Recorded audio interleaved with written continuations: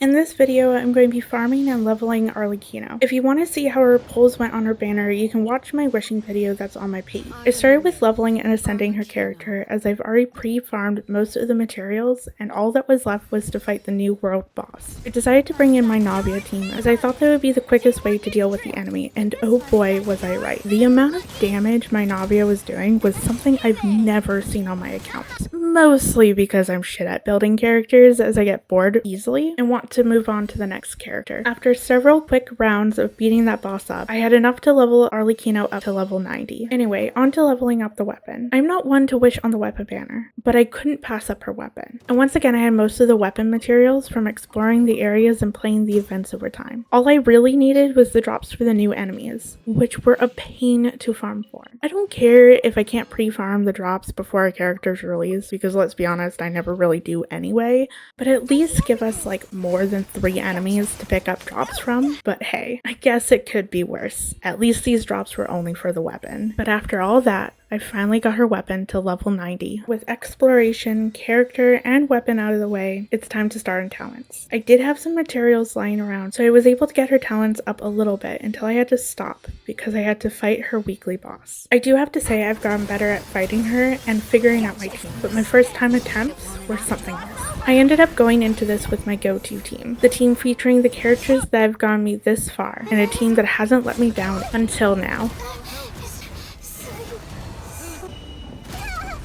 Yeah, this team wasn't the smartest choice, so I ended up bringing in my strongest team, and after getting defeated the last time, I could tell that this team wasn't it either. So you know what they say, third time's the charm. This team was amazing. Both Kuki and Iona were already decently built, as way back when I had spent a week or two using all of my daily resin, grinding their bosses, leveling weapons and talents, and putting them on a half-decent artifact set. So basically they're on par with most of my other characters that I don't play with on a daily basis. And because of that, the fight was actually fun to play. Crazy, right? Who could have imagined bringing in the right team would do that? After getting beaten up in that boss fight and now having to wait a week, it's time for everyone's favorite.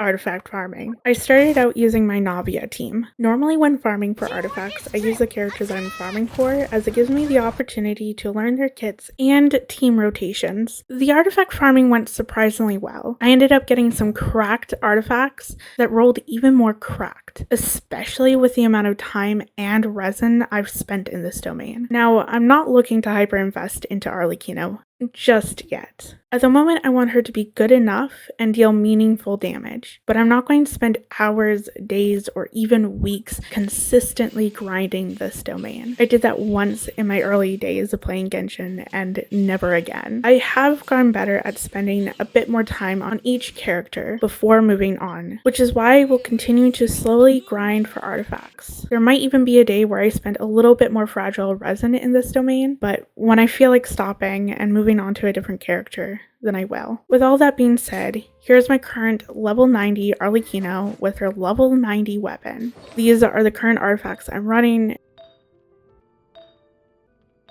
and where I've gotten her talents up to. I wanted to close this video with me activating her constellations. I was always going to go for a C1, but I wasn't 100% sure if I was going for a C2. I ended up going to her C2's 50-50 and I lost to C3 delete. However, after much deliberating, I ended up using the guarantee to get her C2, which ironically enough, I got her C2 at 15 pity in. So now I have a little bit more extra for the next character I want.